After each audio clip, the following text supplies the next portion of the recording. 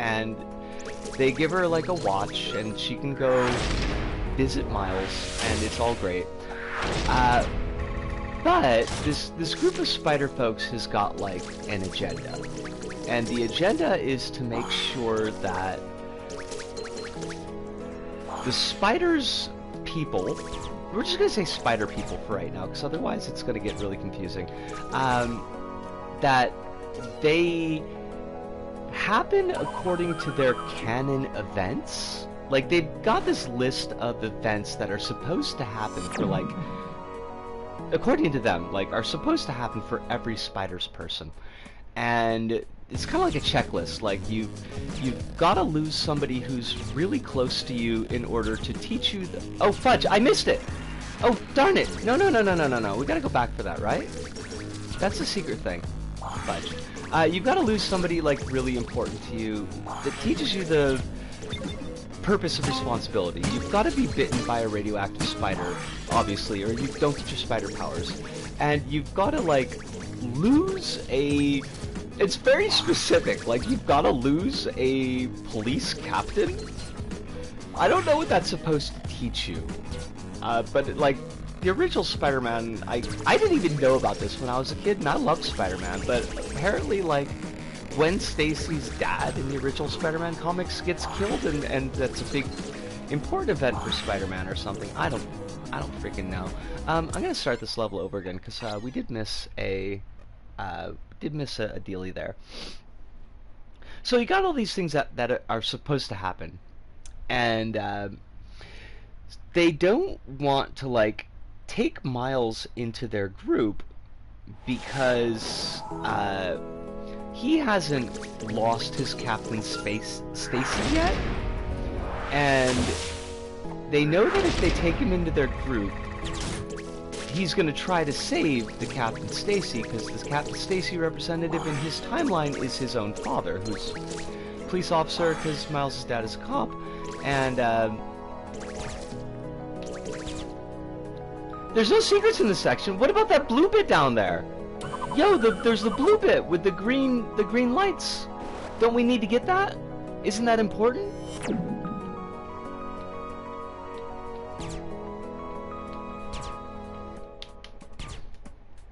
That's a teleporter. Fudge. Okay, never mind. Don't worry about the secrets there then. So anyways, Miles does eventually get roped in to meet this group, and they're all basically like, yeah, okay, so, see, here's the thing, your dad's gotta die? A deeper implication here is that significantly major canon event occurs, then the universe in which the canon event,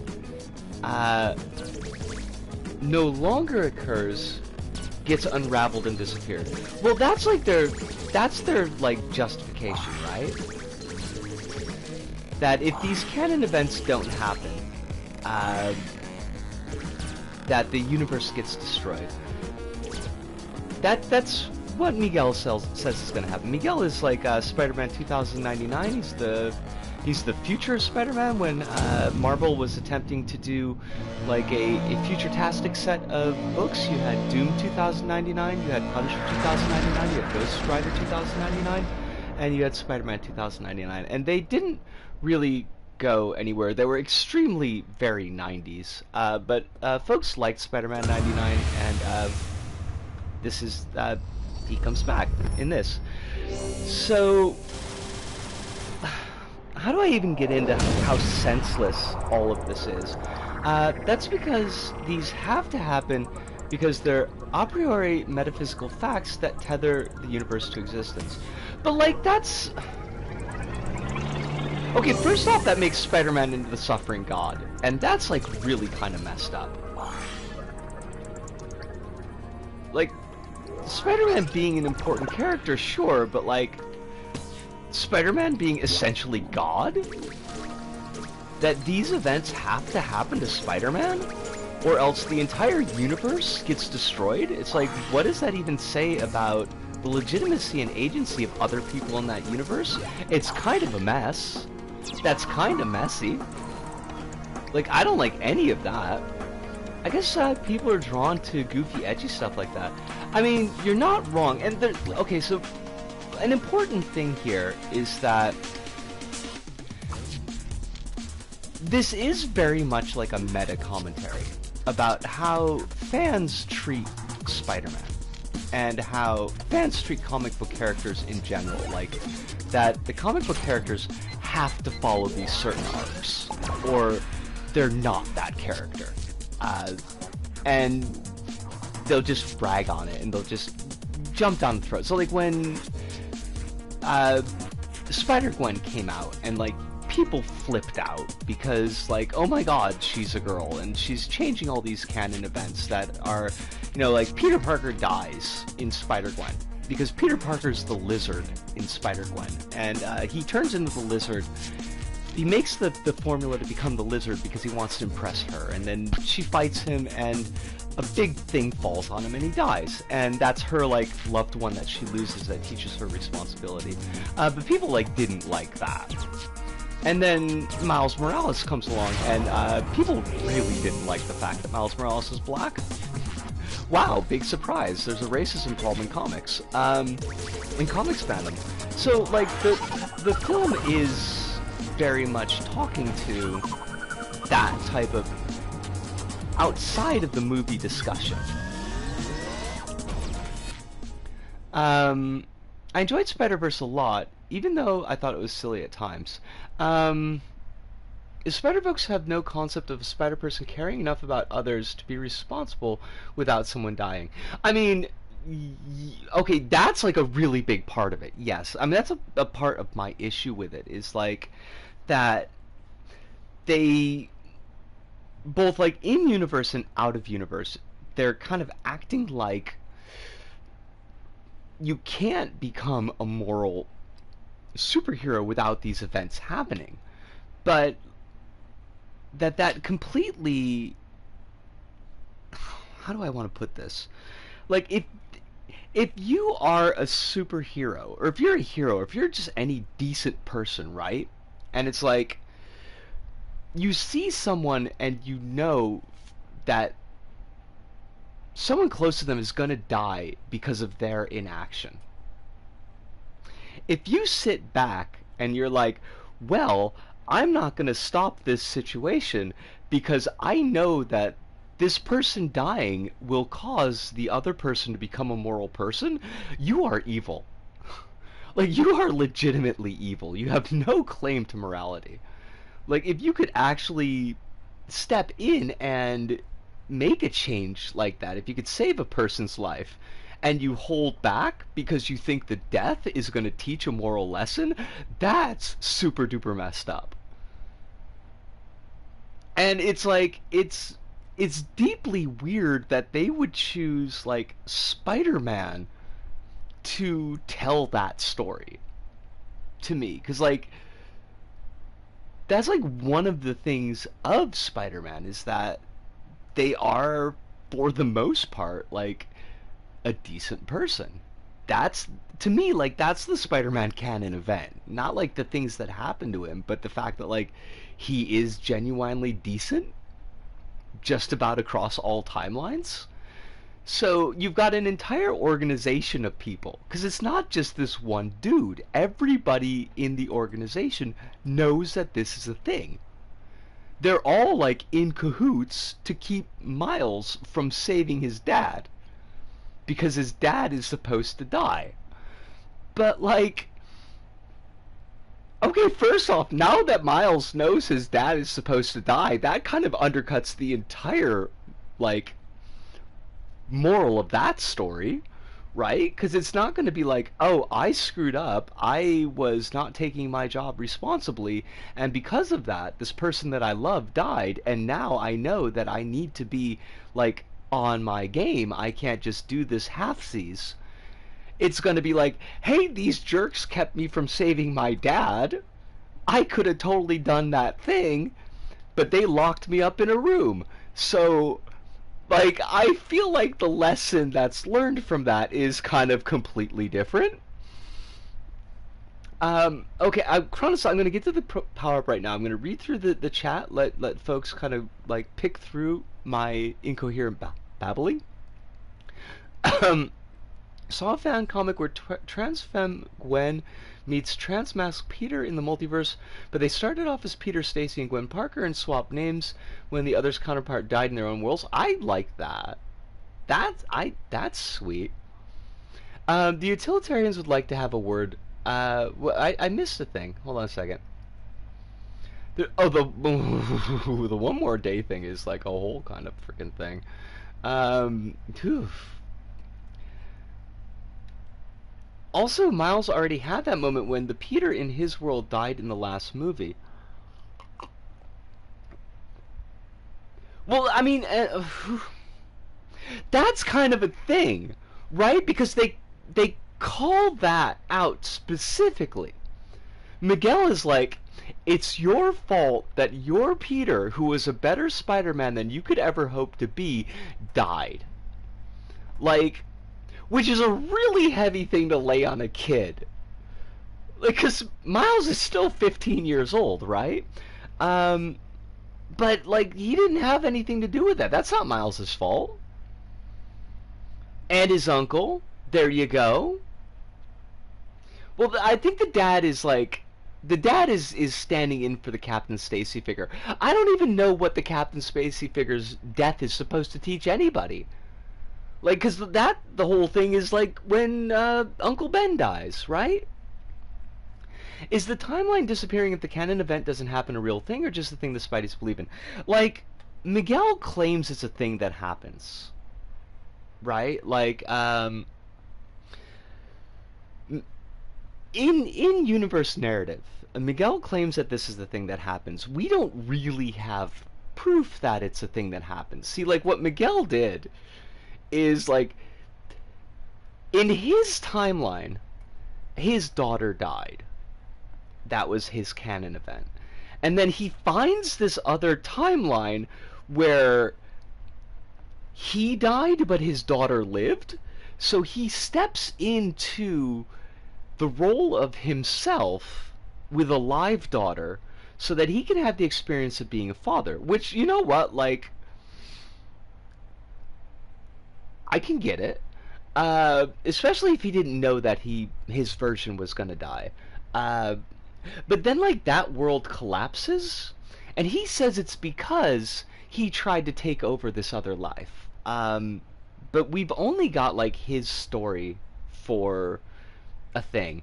It's a real thing that started happening in Spider-Man's India's universe after Miles saved Spider-Man's India captain at the time is... Well, see... Is it? Because, like... There was glitchy stuff going on, but there was also definitely, like, spot stuff going on. See, that's the thing, is, like, I watched that scene... I tried to pay specific attention to that scene the second time I watched the movie, and it was like, I thought that was Spot. I thought that was the Spot that did that thing. So, like, I lost my train of thought. I had a train of thought here. All I know is that Spider-Punk is very hot and way too cool for... Spider-Punk would super hang out with you. Spider-Punk... Apparently... people didn't like Spider-Punk. And I don't get that. Because Spider-Punk is like the adult in the room in the entire movie. Spider-Punk is acting from a moral standpoint in the entire movie. He takes Gwen in when she's kicked out by her dad. He's mentoring Spider-Man India. When Miles shows up, he tries to talk Miles out of joining this evil organization. He low-key checks that Miles has got, like, a safe home to go back to, in case, like, maybe Miles also needs a place to stay. Like, he's constantly there helping people. Like, Spider-Punk is awesome. People don't like Spider-Punk or overgrown babies. Yes. Okay, but I do want to go back really quick to Alpi. So, in-universe, it's a question mark. Out of universe, because remember that this is all like telling a story on two levels. It's telling the story within the story, like in the movie itself. And Kronos, I'm so sorry that I have not gotten to the level, but like I'm a little bit hot here, but I promise that I will. I promise. I'm so sorry. Um, but it's also telling the story of like the fandom and the comics industry.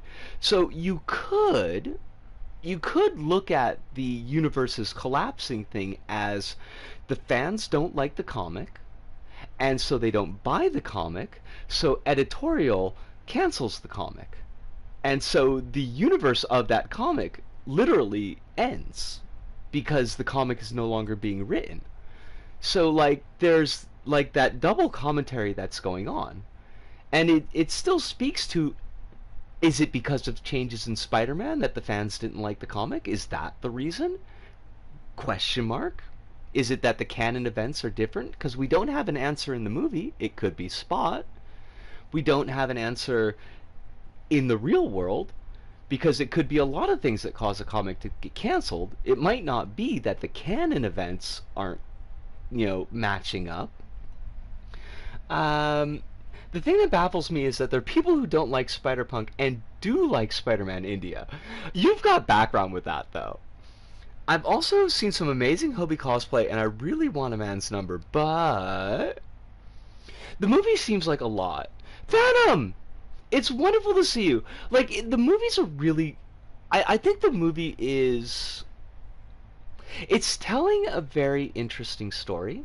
I think it's telling a story of some importance, because I think some examination needs to be made about how fans and media consumers in general interact with these properties and the expectations that they have, and how those expectations are often not healthy. Like, I think that's an interesting thing to examine. I think it's a really weird thing to examine in the framework of Spider-Man, because nobody who is in on this organization is acting like Spider-Man. It's like, it's a really weird flex. The movie reads this interpretation into the record by introducing the Spider People by splashing their comics covers on the screen. Yes. Okay. Now, I really am going to jump back into the level here, because I've put it on pause for too long, and I really want to see how this power-up changes. So let's Peepers. The new Neon Blaster. Okay, so we want the white one, right? We don't want the black one. That sounded terrible! I don't like the words that just came out of my mouth. I mean, we know what I meant, but like, it just still as a sentence was not a really good one. But that was the new one. Oh wow, rate of fire. Oh wow, rate of fire. Love that.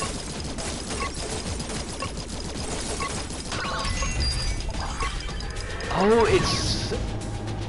I definitely think having... Uh-oh. Uh-oh. Wait, why is it still giving me the countdown?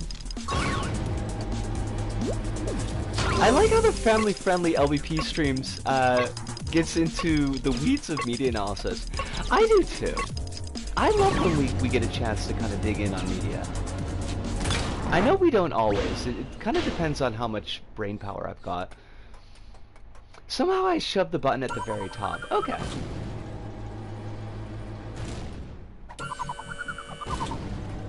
Phantom, it is lovely to see you tonight, though.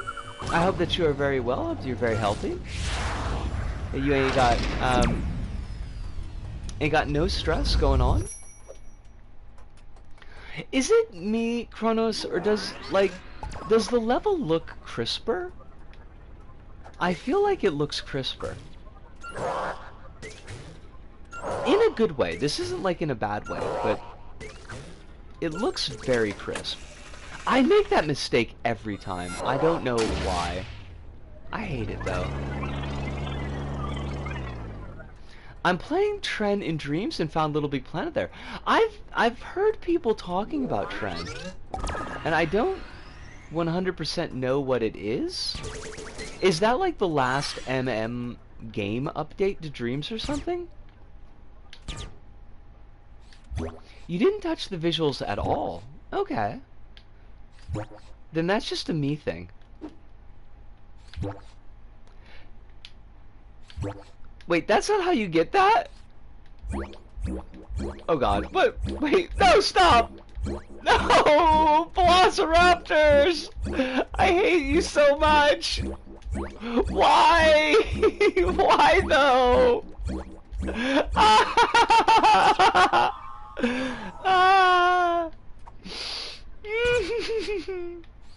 I got some feelings.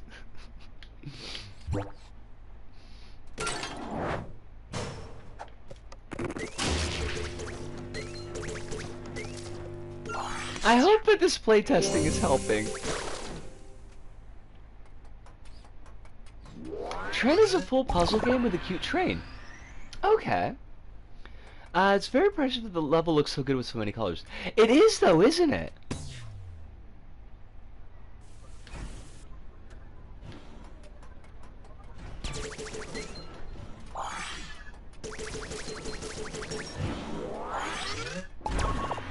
Oh, that was close.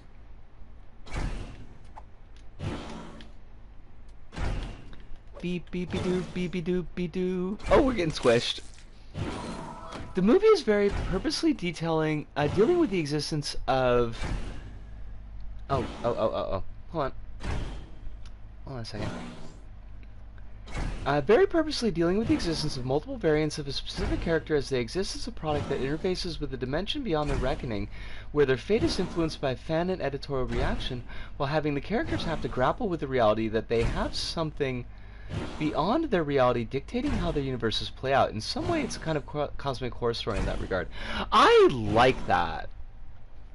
That's an interesting read. And I think is a really good one. This is one of my favorite parts of the level, that you can see the high score marker.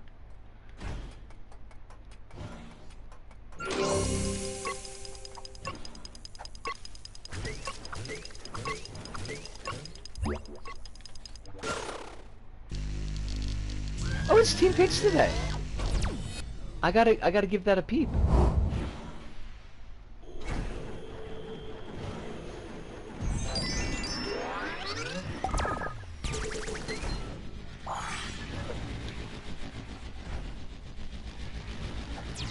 Oh fudge. Hopefully Zone 2 doesn't break sequence. It's a sequence breaker! And ultimately, the movie comes down on the side of the character is what determines the character rather than tragedy, and falls squarely on the side of compassion. See, I mean, that's what I feel like that's where it's going to be going. And that does give me some degree of hope. Because otherwise, it's a really weird story.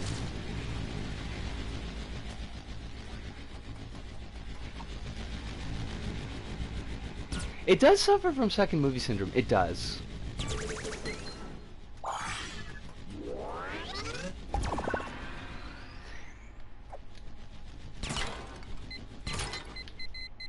Oh wait, second movie syndrome. I don't know why I was thinking about like two movie syndrome.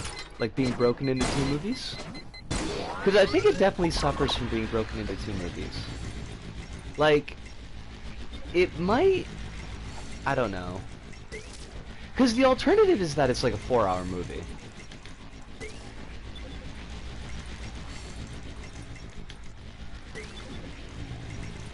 The ball hazard is inspired from LBP1's Serpent's Shrine. It's snaky. It's just my style. It's snaky, going all the while.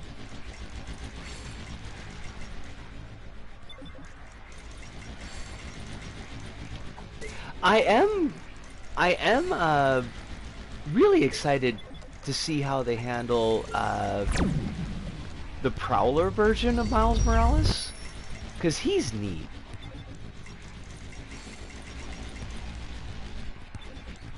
I'm excited for that whole thing. Also, the fact that there was like that little bit of fan art that did I send you that? The fan art that I'm pretty sure is a reference to a cat and girl comic, which is like, what? Also not at all what I was expecting to see. Oh my god, it's fabulous. I'll send you the... On the next break, remind me, and I'll track it down out of my tumblers. It was so bizarre! Like, I did not expect to see any cat and girl referencing media in this year of our Lord, 2023.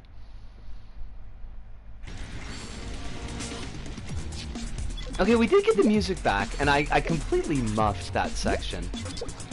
And I hate that. Because I should not have... Oh, for fudge sakes. I can't take off the blaster. Okay, stop. Oh, there we go. That was the problem. I thought LBP was being especially weird.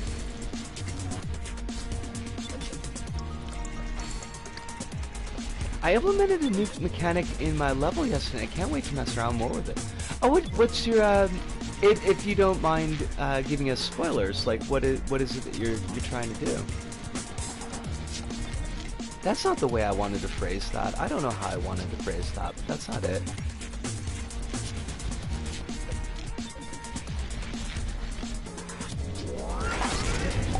My first long-term ex had a mixtape made by Dorothy Gambrell on, I think on the subject of Marx. Like, she had this thing where you could, like, write into her, and you could give her any philosopher, and she would make you a mixtape based on that philosopher. And it was, like, actually, like, just a straight-up old-school cassette mixtape. The player presses the L1 button to activate, deactivate two different color platforms. Okay. I'm experiencing a weird thing where things are super slow to load and videos keep buffering, but every speed test I run shows I'm getting the max speed of my connection. Huh. I wonder what's going on with that.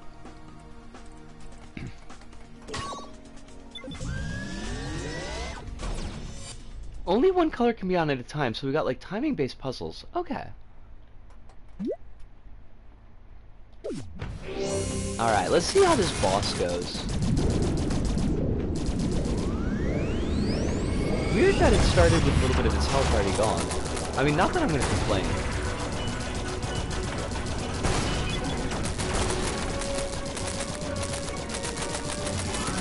Oh, it's so much. I mean, Chronos... My wrist is so happy. Because let me tell you, the pain in my wrist fighting this boss before it was a lot.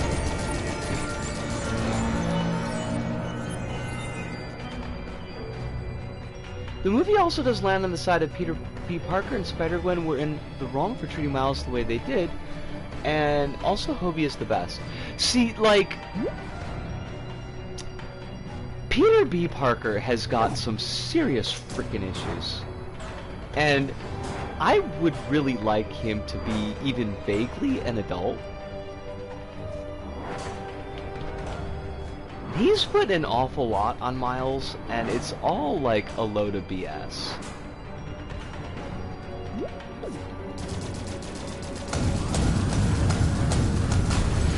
Spider-Gwen is at least...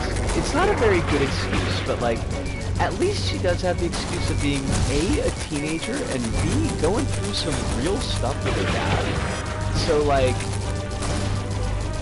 I can at least kind of see she's maybe not making the best decisions.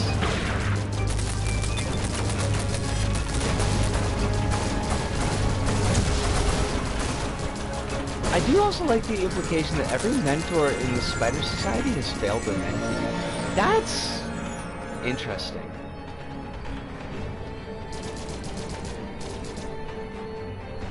Like, that's the canon event. That you've gotta fail your mentee. You've gotta be failed by your mentor.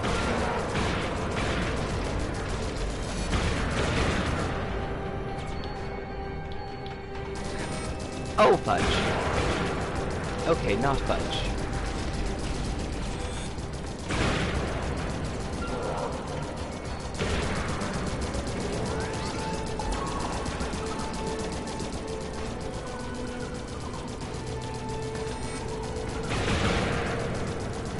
I wonder if I can get... wonder if I wonder how I got up on the invincible material.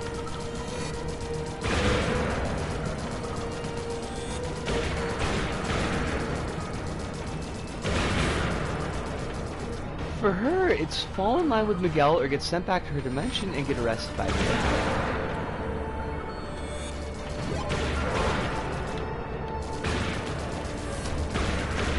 I mean, well, no, because she would get sent back to her own dimension. Unless she escaped. I was gonna say, like, she could just hang out with Hobie. I mean, she's wearing the man's jacket. Right, because she reconciles with that.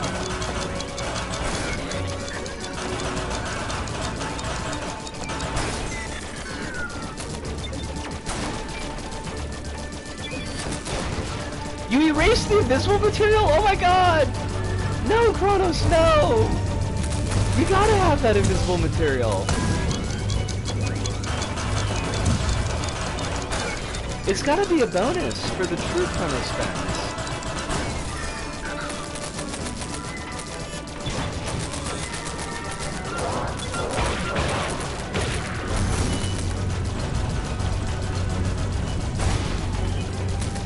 Oh nice, Alfie, I just caught that! Oh.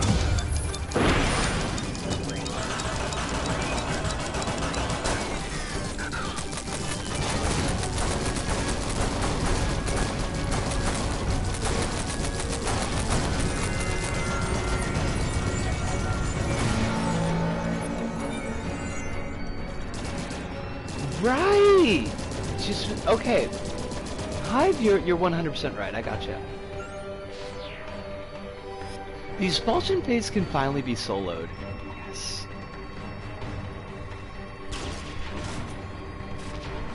It's a lot more forgiving. Like, I feel like the fight still has a lot going on, but it's not like... It's a lot that's manageable. It's not like a lot where I just feel like, okay, I'm gonna lose the... You know, I'm just gonna tank deaths, basically. Which is kind of how I played it the first couple of times.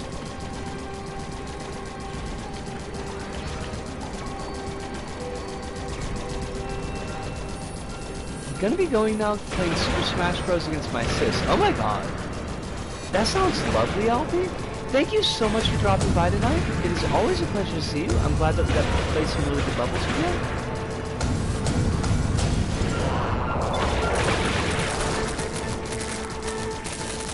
And you be keeping yourself safe out there?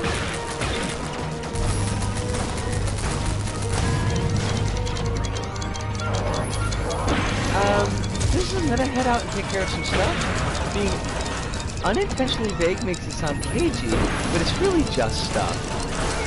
That's understandable. Like, you can be cagey.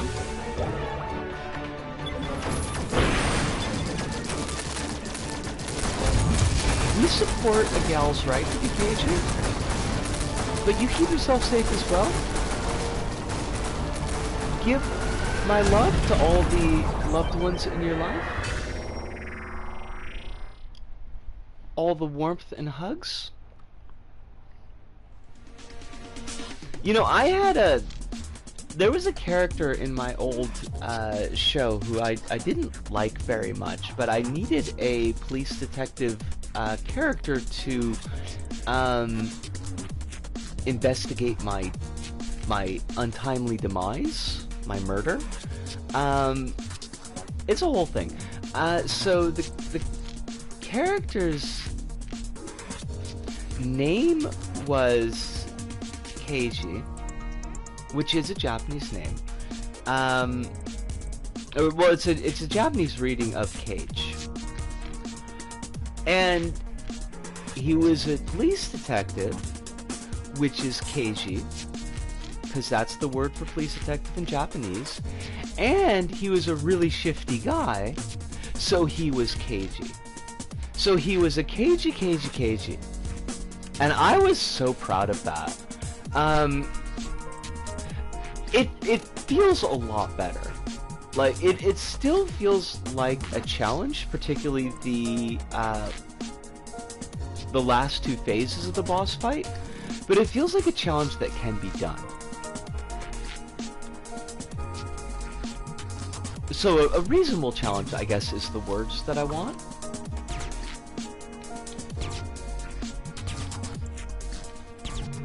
Wait, I forget where I gotta go here. Oh, fudge! Okay, we gotta get to the purple bit. That was the thing. Right, there we go. Oh, fudge! Okay, I gotta take this gun off. I feel goofy. No more gun. I was gonna do a Zardoz joke, but, like, honestly, who needs it? As I edited this level, I have an idea for a level. No promises made, but, you know. Kronos, I'm dead. The gun is good, etc., etc. We all know the drill. Sean Connery in questionable attire. I'm not gonna push you, Kronos, because I know that, like, level making is kind of a lot. But I will say that I am very excited at the prospect of a new Kronos level.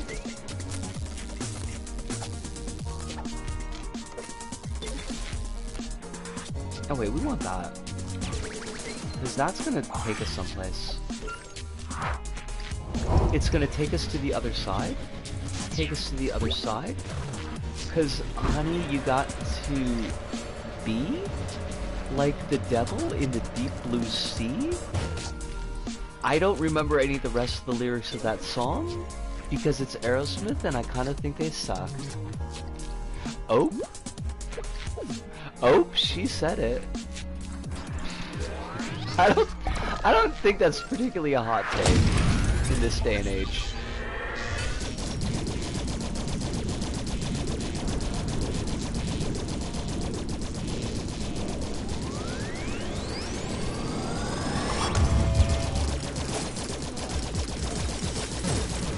I am gonna rock my body rock.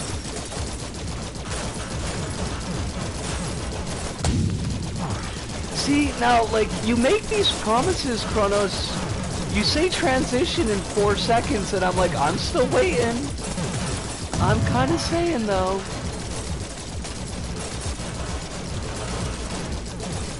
Kronos' level is out here transing people's genders.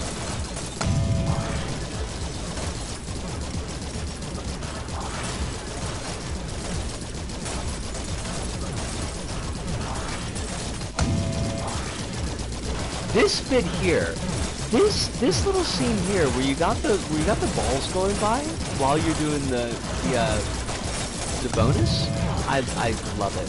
I think that might be one of my favorite parts of the level. Like, legitimately. Which is kind of a weird thing to specify, but...